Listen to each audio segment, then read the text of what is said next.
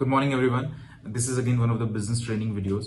और आज इस वीडियो में हम देखेंगे 8 बेसिक बिल्डिंग ब्लॉक्स का 6th ब्लॉक हिंदी में, जो कि है फॉलो थ्रू। तो चलिए बढ़ते हैं सीधे वीडियो की तरफ और देखते हैं 8 बेसिक बिल्डिंग ब्लॉक्स का 6th ब्लॉक। आप सबका स्वागत है बेसिक बिल्डिंग ब्लॉक नंबर 6 में, फॉलो थ्रू या फॉलो अप। चलिए मैं आपको बताता हूं कैसे मैंने ये वर्ड फॉलो थ्रू ढूंढा, क्योंकि ये ठीक मेरे फेवरेट गेम की तरह है जो है गोल्फ। तो चलिए जरा इस बारे में सोचें। आपने एक इंसान को प्रेजेंटेशन दिखाई है। नाउ प्रेजेंटेशन करते वक्त आपका जो मेन गोल होता है वो होता है इंसान को हाँ बुलवाना। और मेरा मानना है कि आज का जो हमारा ट्रेंड है, इवोल्यूशन की वजह से, रिकॉग्निशन की वजह से, डायरेक्ट सेलिंग इंडस्ट्री की या नेटवर्क मार्केटिंग की, जैसे कि क्यूनेट, लोगों का हमें जो एम्ब्रेस करने का नंबर है वो काफी ज्यादा है। हमारा जो सक्सेस रेशियो है पूरी दुनिया में वो बढ़ता जा रहा है और बढ़ता ही जा रहा है, क्योंकि आज की डेट की जो दुनिया है वो समझ रही है कि एंटरप्रेन्योरशिप का जो बेस्ट तरीका है, या फिर एंटरप्रेन्योरशिप का जो एकमात्र तरीका है जो कि एक कॉमन मैन और कॉमन वुमेन के लिए अवेलेबल है उनके अनकॉमन ड्रीम्स के साथ, वो है नेटवर्क मार्केटिंग। और एक अकेली नेटवर्क मार्केटिंग कंपनी जो आने वाले भविष्य में सर्वाइव करेगी, ऐसी नेटवर्क मार्केटिंग कंपनी जो 100% ई कॉमर्स है हमारी तरह। लेकिन अगर किसी भी कारण से आप प्रोस्पेक्ट को इमीडिएटली क्लोज नहीं कर पाते हैं प्रेजेंटेशन पे, और प्रोस्पेक्ट कहता है कि मुझे थोड़ा टाइम चाहिए सोचने के लिए, मैं कुछ दिनों बाद आपसे बात करूंगा। अब प्रोस्पेक्ट के इन लाइनों के कई मतलब हो सकते हैं। सबसे पहला है कि वो आपको ना बोल रहे हैं बहुत ही पोलाइट और कल्चरल वे में। मैं आपसे कुछ देर में बात करता हूं, लेकिन वो आपको कभी कॉल नहीं करेंगे। नाउ मेरी पहली रिकमेंडेशन आप लोगों के लिए यह है, जो एक लेसन मुझे मेरी माँ ने सिखाया था। मेरी माँ ने मुझे बहुत ही वैल्यूएबल लेसन सिखाया था जो मैंने आज भी फॉलो करता हूं। ऑलराइट, और वो है कि अपनी लाइफ को वर्स्ट केस सिनेरियो के अकॉर्डिंग जियो। यहां पे आपका इस बात का समझना बहुत जरूरी है, वर्स्ट केस सिनेरियो से पहले किसी भी कंडीशन पे आप ठीक हैं। तो एक प्रेजेंटेशन के बाद आपका वर्स्ट केस सिनेरियो क्या हो सकता है? आपका प्रोस्पेक्ट आपको ना कह दे, जिसे हम कहते हैं रिजेक्शन। ये आपकी प्रेजेंटेशन का वर्स्ट केस सिनेरियो होगा। इसको आप एम्ब्रेस करिए एक पॉसिबिलिटी की तरह। इस बारे में सोच के स्ट्रेस मत लीजिए कि क्या वो हाँ बोलेगा या ना बोलेगा, हाँ बोलेगा ना बोलेगा, जिससे कि आपको रात में नींद ना आए। या आपके हाई स्कूल का एग्जाम नहीं है। ये याद रखिए कि वो आपका अकेला प्रोस्पेक्ट नहीं था। आपके पास 150 नेम्स हैं और आप 15 नेम हर महीने ऐड कर रहे हैं। इसका मतलब है आपके पास जो प्रोस्पेक्ट्स के सप्लाई है वो लिमिटलेस है। तो आपको इसके लिए बिल्कुल भी स्ट्रेस्ड आउट नहीं होना है। मैं अपने ऐसे बहुत से डाउनलाइंस को जानता हूं जो प्रेजेंटेशन के बाद मुझे टेक्स्ट करते हैं कि चीफ आई डोंट नो, मुझे लगता है वो ना कह देगा, मुझे लगता है वो मना कर देगा। ऐसे में आपकी नेगेटिव एनर्जी ही उसे ना कहने पे मजबूर करेगी। तो ऐसे में आपको क्या करना है, एक पॉजिटिव बिलीफ सिस्टम क्रिएट करना है कि वो हाँ ही कहेगा। और अगर वो ना कहेगा तो इससे आपको हैरानी होनी चाहिए, क्योंकि ऐसा कौन सा मोरॉन है जो ना कहेगा इस प्लैनेट पे सबसे महान नेटवर्क मार्केटिंग अपॉर्चुनिटी को, एंटरप्रेन्योरशिप की, ई कॉमर्स फिलॉसफी को, जो फ्यूचर है। ऑलराइट, पूरी इंडस्ट्री में highest paying commission, greatest products, alright, greatest company and the greatest founders, Dato Sri Vijay Eswaran and जापदास बिस्मार्क। इसके बावजूद भी कुछ ऐसे लोग होंगे जो ना कहेंगे। तो मेरी जो फिलॉसफी है फॉलो थ्रू की, वो बिल्कुल गोल्फ की तरह है। अगर आप गोल्फ को देखें, मैं एक प्रोफेशनल हूं, जैसा कि आप लोग जानते हैं और शायद नहीं भी जानते होंगे। मैं टाइगर वुड्स को गोल्फ में ट्रेन करता हूं, उसके पर्सनल लाइफ में नहीं, सिर्फ गोल्फ में। तो आप गोल्फ क्लब में हैं और आपके सामने बॉल है। एक छोटा सा लकड़ी का या प्लास्टिक का टुकड़ा होता है जो बॉल को होल्ड करता है, जिसे हम टी कहते हैं, TEE। मैं आप सबको सिखा रहा हूं। तो गोल्फ का जो विंग है वो पहले पीछे की तरफ जाता है, जो आपके dreams, commitments, name list, dream list, invitation, prospecting को दर्शाता है। फिर आप वापस नीचे की तरफ आते हैं और जब आपका कांटेक्ट होता है बॉल के साथ, वो है आपकी presentation. Alright, and the biggest most important rule in this golf is follow through. जैसे आप अपने क्लब को पीछे से आगे लाते हुए आप फॉलो थ्रू करते हैं, फिर आप बॉल को हिट करते हैं और आप आगे की तरफ जाते रहते हैं। ऑलराइट, आपने मेरा पोस्टर देखा, मैंने कहा था ना मैं टाइगर वुड्स को ट्रेनिंग कर देता हूं, उनका गुरु हूं गोल्फ में, उनकी पर्सनल लाइफ में नहीं। और यहां जो पॉइंट है वो यह है कि नेटवर्क मार्केटिंग में भी ये सेम है। गोल्फ में अगर आप बॉल को सिर्फ हिट करते हैं तो बॉल वहीं रुक जाती है, जो बस थोड़ी दूर तक जाके रुक जाएगी। लेकिन अगर आप फॉलो थ्रू करेंगे तो बॉल 300 मीटर्स तक जाएगी। तो जो पर्पस है इस कॉन्सेप्ट को फॉलो थ्रू को समझने का, वो यह है कि जो कॉन्टैक्ट है, जो कि प्रेजेंटेशन है, वो कंप्लीट नहीं है। अगर वो हाँ कहता है ऑन द स्पॉट, जो कि बहुत इजी है, कंग्रेचुलेशंस, आपके पास एक साइन अप है। लेकिन अगर वो ना कहता है मुझे ये बिजनेस बिल्कुल पसंद नहीं है, स्टारबक्स में वो टेबल उठा के तोड़ देता है और आपको धमकियां देता है, आपको मारने की, और चिल्लाता है कि I hate network marketing, some will some won't, so what, someone is waiting somewhere. Alright, SWS Dato Sri Vijay ने हमें सिखाया है। लेकिन जो कॉम्प्लिकेटेड होते हैं वो कहते हैं मुझे जरा इस बारे में सोचने दो। ऑलराइट, और मैं तुम्हें कुछ दिनों में बताता हूं, क्योंकि ये ना तो हाँ है ना ही ना है। अब ये पूरी रिस्पॉन्सिबिलिटी आपकी है उस प्रोस्पेक्ट से फॉलो थ्रू करने का। वो अभी तक साइन अप नहीं हुआ है, वो अभी भी एक प्रोस्पेक्ट है। आपने प्रेजेंटेशन दिखाई, अपलाइन का सपोर्ट मिला, एवरीथिंग इज डन, ब्यूटीफुल। अब फॉलो थ्रू करने की आपकी रिस्पॉन्सिबिलिटी है। सबसे पहला जो रूल है फॉलो थ्रू का, वो है इससे डरना नहीं है, रिजल्ट से डरना नहीं है, किसी भी चीज से डरना नहीं है। आपको वर्स्ट केस सिनेरियो के बारे में सोचना होगा, जो कि है rejection. Embrace it, I don't care, I love it. और इसके बाद जो भी होता है वो आपके सफर की खूबसूरती है। ऑलराइट, तो ये है पहला रूल, आपको डरना नहीं है, इसे एम्ब्रेस करना है। I don't care, I love it.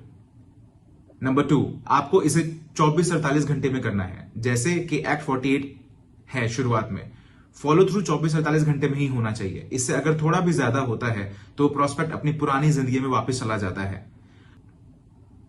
Non believers की दुनिया, वो लोग जो क्यूनेट की पावर को नहीं समझते, वो उस दुनिया में वापस चला जाएगा और फिर आप उन्हें वापस कभी नहीं पाएंगे। नाउ अब आपको फॉलो थ्रू कैसे करना है? WhatsApp message, personal call.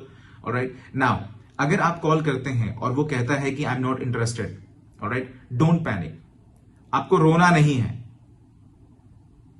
भले ही चाहे उसके साइन अप होने से आपका एक स्टेप कंप्लीट होता है जिससे आप अपना पहला चेक कमा सकते हैं। आई नो कि कितना पेनफुल होता है, लेकिन आपको पैनिक नहीं होना है, अपना पोस्चर लूज नहीं करना। Network marketing is all about your posture. Oh, मुझे हैरानी है आप ऐसा कह रहे हैं, मुझे लगा हमारी मीटिंग काफी अच्छी थी उस दिन जब मैंने आपको अपना बिजनेस प्रेजेंट किया था। हाँ, लेकिन क्या मैं समझ सकता हूं कि आपने ये डिसीजन क्यों लिया? क्या आप समझ रहे हैं? देखिए, मेरे लिए ये हम ह्यूमन बिहेवियर की स्टडी है ना। अगर मैं कुछ भी करता हूं, डांस, गाने गाता हूं, मैं कुछ भी करके किसी का डिसीजन नहीं बदल सकता मोस्ट ऑफ द टाइम्स। लेकिन मैं चाहूंगा कि मुझे उसका रीजन पता हो, मैं जानना चाहूंगा कि क्यों। ऑलराइट, वो लोग जो ना कहते हैं, आपको उनके रीजन को जानना है, जानने की कोशिश करिए। हो सकता है वो बहुत ही स्टूपिड सा आंसर बोले, सॉरी मैंने मेरी वाइफ से बात करी, उन्होंने मना कर दिया। आपको पता है मैं क्या कहता? क्या मैं आपकी वाइफ से बात कर सकता हूं? Again, no obligation. मैं आपके डिसीजन की रिस्पेक्ट करता हूं, लेकिन मैं सच में जानना चाहता हूं कि आप इस बिजनेस अपॉर्चुनिटी को ना क्यों कहेंगे। आपको ये पोस्चर के साथ कहना है, आपको इसे पैनिक होकर नहीं पूछना है। जब तक आप इसे पोस्चर के साथ पूछते हैं, मैंने इसे बहुत से लोगों से पूछा है और वो कहते हैं ओके पद्मन, आप मेरे घर आके मेरी वाइफ से क्यों नहीं मिलते? और ऐसे में मैंने बहुत से कपल्स के डिसीजन को बदला है, क्योंकि याद करिए, आपने उन्हें अपने प्रेजेंटेशन में यह समझाने की पूरी कोशिश की थी कि किसी और से बात ना करें जब तक हम नहीं मिलते। लेकिन आज दुनिया बदल चुकी है। जब तक वो स्टारबक्स से निकलेगा, उसने ऑलरेडी क्यूनेट गूगल कर लिया होगा। और अगर आप क्यूनेट गूगल करते हैं, ये डिपेंड करता है कि आप किस कंट्री में हैं, जहां पे हमारे बड़े दुश्मन हैं या फिर अभी तक रेगुलेशंस नहीं बने हैं, तो वहां पे अच्छे और बुरे दोनों न्यूज होंगे।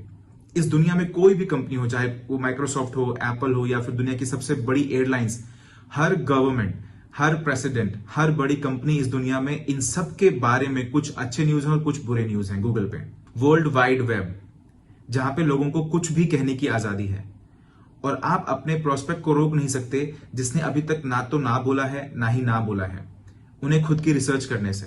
अब ऐसे में आप कभी भी ये नहीं चाहेंगे कि वो अपनी रिसर्च करे और किसी एक कंक्लूजन पर पहुंचे और उसके बाद आप इन फैक्ट्स के बारे में बात ना करें, क्यूनेट की सच्चाई के बारे में बात ना करें।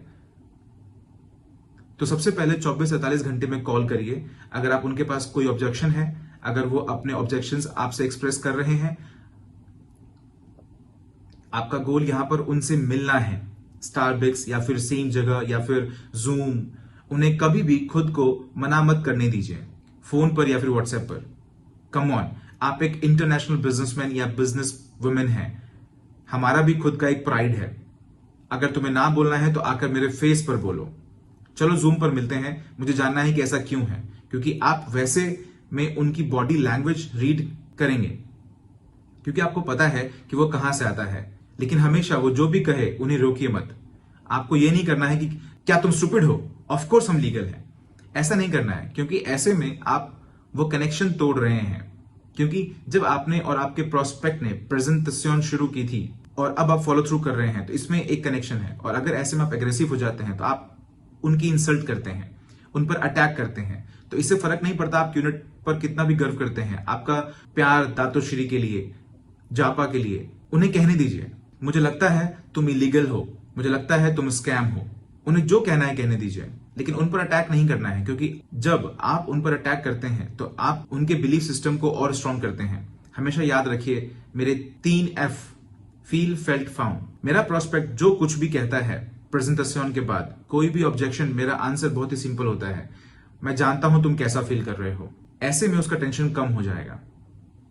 ऑलराइट, जब मैंने प्रेजेंटेशन देखी और गूगल पर गया, ऐसा ही फील किया जैसा आप कर रहे हैं।